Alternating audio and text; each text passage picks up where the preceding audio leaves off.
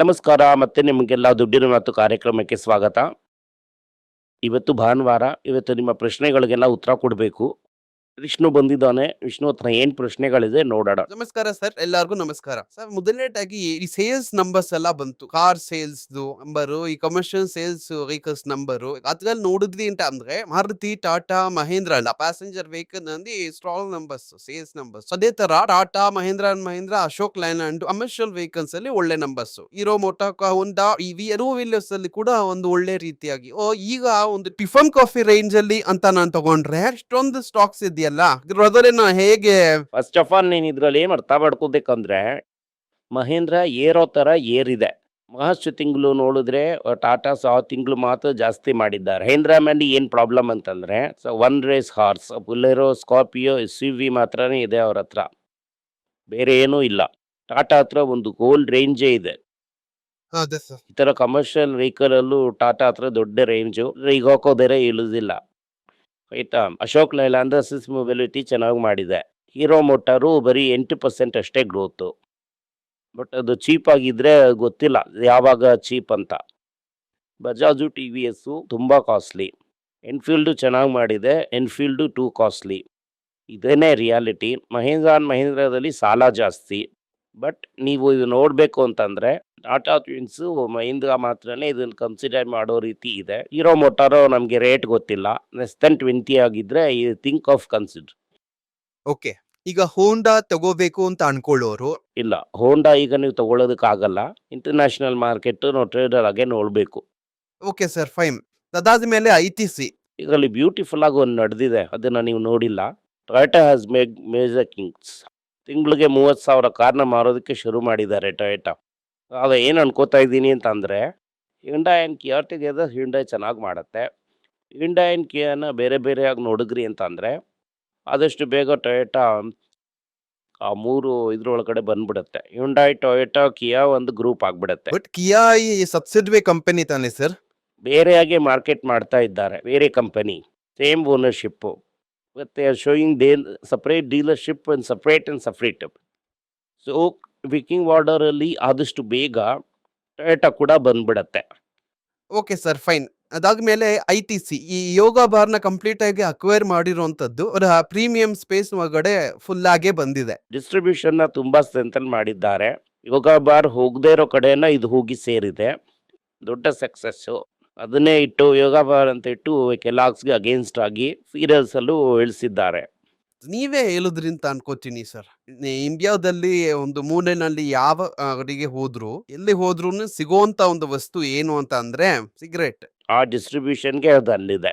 Power of distribution ಯೋಗ ಬಾರ್ಗೆ help ಮಾಡ್ತಾ ಇದೆ, ಇಪ್ಪಿ ನೂಡಲ್ಸ್ಗೆ ಹೆಲ್ಪ್ ಮಾಡ್ತಾ ಇದೆ, ಬಿಂಗೋ ಚಿಪ್ಸ್ಗೂ ಹೆಲ್ಪ್ ಮಾಡ್ತಾ ಇದೆ. ಈಗ ಇದು ಮೂರೂ ಅವರ ಕ್ಯಾಟಗರಿನಲ್ಲಿ ಟಾಪ್ 3ನಲ್ಲಿ ಇದ್ದಾರೆ. ಇಪ್ಪಿ ನೂಡಲ್ಸ್ ಟ್ರೂಫಲ್ಲೇ ಇದೆ ಅಂತ ಹೇಳ್ತಾ ಇದ್ದಾರೆ. ನಾನು ತಿನ್ನಲ್ಲ, ನನಗೆ ಗೊತ್ತಿಲ್ಲ. ಮ್ಯಾಗಿಯ ಹಿಂದೆನೇ ಇಪ್ಪಿ ಅಂತ ಹೇಳ್ತಾ ಇದ್ದಾರೆ. ಅದು ಅಂದರೆ ಒಂದು ಜಾಪನೀಸ್ ಟೆಕ್. ಅದೇ ನೀವು ಈ ಸೂಪರ್ ಮಾರ್ಕೆಟ್ ಅಲ್ಲಿ ಹೋಗಿ ನೋಡಿದ್ರೇನೆ ನಿಮ್ಗೆ ಡಿಫ್ರೆನ್ಸ್ ಗೊತ್ತಾಗುತ್ತೆ ಆಕ್ಚುಲ್ ಆಗಿ. ಇದು ಮೂರನೇ ಡಾಮಿನೆಂಟ್ ಬ್ರ್ಯಾಂಡು. ದಟ್ ಒಂದು ಕಂಪನಿ ಇಷ್ಟು ಬೇಗ ಇಷ್ಟು ದೊಡ್ಡ ಬ್ರ್ಯಾಂಡ್ಗೆ ಬರುತ್ತೆ ಅಂತ ಅನ್ನೋದು. ಈಗ ಇಪ್ಪಿಗೆ ಅಡ್ವರ್ಟೈಸ್ಮೆಂಟ್ನು ಕಡಿಮೆ ಮಾಡಿಬಿಟ್ಟಿದ್ದಾರೆ, ಇದಕ್ಕೂ ಅಡ್ವರ್ಟೈಸ್ಮೆಂಟ್ ಕಡಿಮೆ ಮಾಡಿಬಿಟ್ಟಿದ್ದಾರೆ. ಈ ಸನ್ಫೀಸ್ಟ್ಗೂ ಅಂದರೆ ಸನ್ಫೀಸ್ಟ್ ಬಿಸ್ಕೆಟಲ್ಲಿ ಮಾರ್ಕೆಟ್ ಶೇರ್ನ ಹಿಡಿದ್ಬಿಟ್ಟಿದೆ. ಸೊ ಇದೇನೆ ಈ ಡಿಸ್ಟ್ರಿಬ್ಯೂಷನ್ ಸ್ಟ್ರೆಂತ್ ಇಂದ ಅವ್ರು ಈಸಿಯಾಗಿ ಹಿಡಿತಾರೆ. ಓಕೆ ಸರ್, ಇದು ಪ್ರೈಸ್ ಟು ಅರ್ನಿಂಗ್ಸ್ ಅರೌಂಡ್ 17 ಇದೆ. ಡಿವಿಡೆಂಟ್ ಈಲ್ಡ್ ಮಾತ್ರನೇ ಒಂದು 6% ಬರ್ತಾ ಇದೆ. ಅದರಿಂದಾನೇ ಹೇಳ್ತಾ ಇದ್ದೀನಿ, ಕಣ್ಣು ಮುಚ್ಕೊಂಡ್ರೆ ಚಿರಂಜೀವಿ. ಇನ್ನು ಅದಲ್ಲಿ ಯಾವ ಇದು ಸರ್, ನೀವು ಸಿನಾರಿಯೋ ಬದಲಾಗುವಾಗ ಈ ಫ್ಯಾಕ್ಟ್ಸ್ ಚೇಂಜ್ ಆಗುತ್ತೆ ಇಲ್ಲ ತರ ಫ್ಯಾಕ್ಟ್ಸ್ ಮಾಗುತ್ತೆ ಅನ್ನೋವಾಗ ಎಲ್ಲ ಫ್ಯಾಟ್ಸೇ ಬದಲಾಗಿಲ್ವಲ್ಲ, ಎಲ್ಲಾನು ಪಾಸಿಟಿವ್ ಆಗಿ ತಾನೇ ಇದೆ. ಸಿಗರೇಟ್ ಅಲ್ಲಿ ದುಡ್ಡು ಬರ್ತಾ ಇದೆ, ಆ ದುಡ್ಡು ತಗೊಂಡು ದೊಡ್ಡ ಬ್ರ್ಯಾಂಡ್ ತಗೋತಾ ಇದ್ದಾರೆ. ಆ ಬ್ರ್ಯಾಂಡ್ ಎಲ್ಲ ಟಾಪ್ 3ನಲ್ಲಿ ಬಂದಿದೆ. ಓಕೆ ಸರ್, ಅದಾದ್ಮೇಲೆ ಈಗ ಕನ್ಸಿಸ್ಟೆಂಟ್ ಕಾಂಪೌಂಡರ್ಸ್ ಅಂತ ಹೇಳುವಂತ ಕೆಲವೊಂದು ಶಾರ್ಟ್ಸ್ ಅಲ್ಲಿ HCL, ಏಷ್ಯನ್ ಪೇಂಟ್ಸ್, ಲೈಟ್ ಇದೆಲ್ಲ ಹೈ ಪಿ ಇಂದ ಈಗ ಒಂದು ಲೆವೆಲ್ಗೆ ಓಕೆ ಅನ್ನೋ ತರ. ಅದು ಲಾಸ್ ಆಗೋಯ್ತು ಅಂತ ನೀವು ಹೇಳೋದಿಲ್ಲ. ಕನ್ಸಿಸ್ಟೆಂಟ್ ಕಾಂಪೌಂಡಿಂಗ್ ಅಂತ ಅನ್ಕೊಂಡವನು, ಕಾಫಿ ಕೇಳಿ ಇನ್ವೆಸ್ಟಿಂಗ್ ಅಂತ ಅನ್ಕೊಂಡವನೆಲ್ಲ ಎಂಪತಿ ಕಡೆ ಹೋಗಿರ್ತಾರೆ. ಬಿಸ್ನೆಸ್ ಚೆನ್ನಾಗಿದ್ದು ರಿಟರ್ನ್ಸ್ ಏನ್ ಚೆನ್ನಾಗಿಲ್ವಲ್ಲ. ಎಂಪತಿ ಕಡೆ ಹೋಗಿರ್ತಾರೆ. ಲಾಸ್ ಆಗಿರುತ್ತೆ ಅಂತ ಹೇಳ್ತಾ ಇದ್ದೀನಿ. 3-4 ವರ್ಷದಲ್ಲಿ ರಿಟರ್ನ್ಸ್ನ ಬಿಡಿ, ಅಮೌಂಟೇ ಲಾಸು. ಆ ಕಾಲದಲ್ಲಿ ಒಕಾರ್ಡ್ ಹೆಸರೋದಂತ ಒಬ್ಬ ಇದ್ದ, ಹೇಳತ್ತೆ ಮುಂಚೆ ಅವನು ಬುಮ್ರಾಗಿಂತ ಬೆಟರ್ ಆಗಿ ಆಗ್ತಾನೆ ಯಾಕರ್ ಹೇಳಿ ಹೇಳಿ ಗಿನ್ನಿ ತರ ಹೊಡಿತಾರೆ ಆ ತರ ಹಾಕಿ ಗಿನ್ನಿ ತರ ತೆಗಿತಾ ಇದ್ದಾನೆ ಆ ತರ. ಇಲ್ಲ ಸರ್, ಈಗ ಲಾಸ್ಟ್ ಒಂದ್ 5-6 ವರ್ಷದ್ದು ತೆಗೆದು CAGR ನೋಡಿದ್ವಿ ಅಂತ ಅಂದ್ರೆ 50-50 10.6% CAGR sir. Asian paints 3.5% CAGR. ಹೀಗೆ ಇಗ್ಬಿಡತ್ತೆ ಅಂತ ನಾವ್ ಹೇಳೋದಕ್ಕಾಗಲ್ಲ ಅಲ್ವಾ ಸರ್? 100% ಇದಕ್ಕಿಂತ ಮೋಸವಾಗಿ ತಾನು ಹೋಗುತ್ತೆ. ಯಾಕಂದ್ರೆ ಅವಾಗೆಲ್ಲ ಈಗ ತಾನೇ ಈಗ ಓಪಸ್ ಇಳಿಸಿದ್ದಾನೆ. ಈಗ ತಾನೇ ಅವನು ಸಕಲ ಕಲಾವಲ್ಲಭನ್ ತರ ಹಿಂಗೆ ಹೆಂಗೆ ಹೆಂಗೆ ಸುತ್ತಿ ಬಂದಿದ್ದಾನೆ. 10,000 ಕೋಟಿ ಇಳಿಸಿ ಲಾಸ್ ಮಾಡ್ತೀನಿ ಅಂತ ಇಳ್ದಿದ್ದಾನಲ್ವಾ. ಇಷ್ಟು ದಿನ ಏಷ್ಯನ್ ಪೇಂಟ್ಸ್ಗೆ ಈ ತರ ಕಾಂಪಿಟೇಷನ್ ಇಲ್ವಲ್ಲ.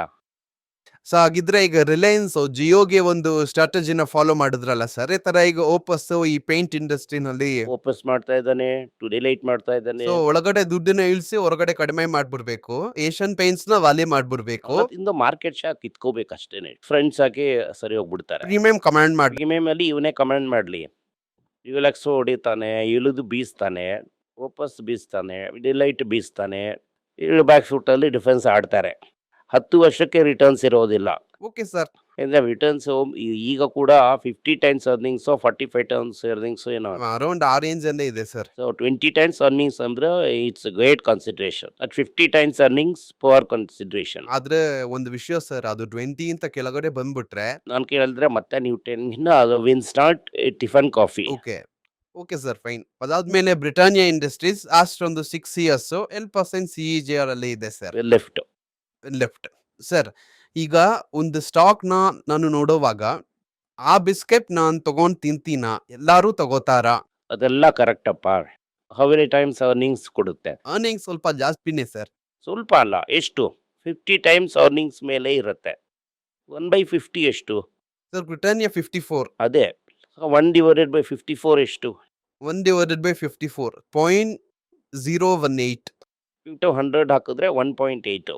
₹100 ಹಾಕಿದ್ರೆ ನನಗೆ 1.8% ರಿಟರ್ನ್ ಬರುತ್ತೆ. ಆ ಸ್ಟಾಕ್ನ ನಾನು ಯಾಕೆ ಮುಟ್ತೀನಿ? 1/17 ಎಷ್ಟು? 1/17 17 170 1/17 0.05. ಆಗ ಅದು 100ರಿಂದ ಮಲ್ಟಿಪ್ಲೈ ಮಾಡಿದ್ರೆ ನನಗೆ 5% ರಿಟರ್ನ್ ಬರುತ್ತೆ. 5 ಬಿಟ್ಟರ 1.8 ಬಿಟ್ಟರ? ಓಕೆ. ITC ನೀವು ಹೇಳ್ತಾ ಇದ್ದೀರಾ? ITC ಜೊತೆ ಕಂಪೇರ್ ಮಾಡ್ತಾ ಇದ್ದೀರಾ? I am almost getting 3 times. ಹೌದು, 3 ಟೈಮ್ಸ್ ಇದೆ sir. Okay sir. TCS 17. Very good. ಒಳ್ಳೆ ರೇಟು.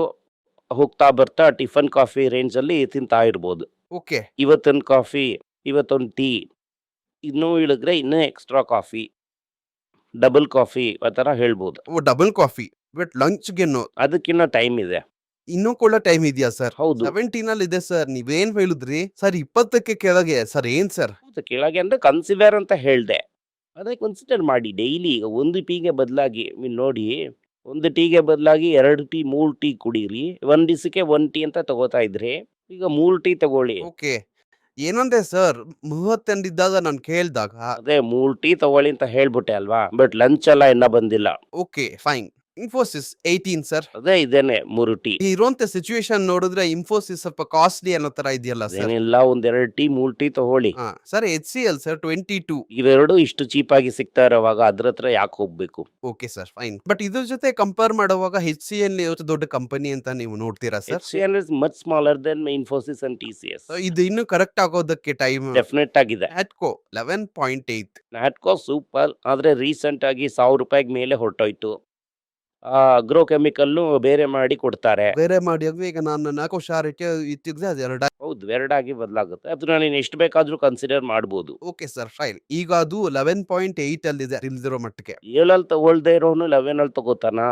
7 ಟೈಮ್ಸ್ ಅರ್ನಿಂಗ್ಸ್ ಅಲ್ಲಿ ತಗೊಳ್ದೇ ಇರೋನು 11 ಟೈಮ್ಸ್ ಅಲ್ಲಿ ಯಾಕೆ ತಗೋತಾನೆ? ಅರ್ಥ ಆಗ್ತಾ ಇದೆ ಸರ್. ಬಟ್ ಆದ್ರೆ ಈ ಶೇರ್ ಅಲ್ಲಿ ನೋಡಿದ್ರೆ ಈ ಫ್ಲಕ್ಚುಯೇಷನ್ ಅನ್ನೋದು ಜಾಸ್ತಿ ಇರುತ್ತೆ ಅನ್ನೋದೇ ತಾನೆ ಸರ್ ಭಯ? ಹಂಗೇನಿಲ್ಲ, ಸ್ಟಾರ್ಟ್ಅಪ್ ಅಂತ ಅನ್ಕೊಂಡು ಭಯ ಪಡ್ತಾ ಇದ್ದೀರಾ.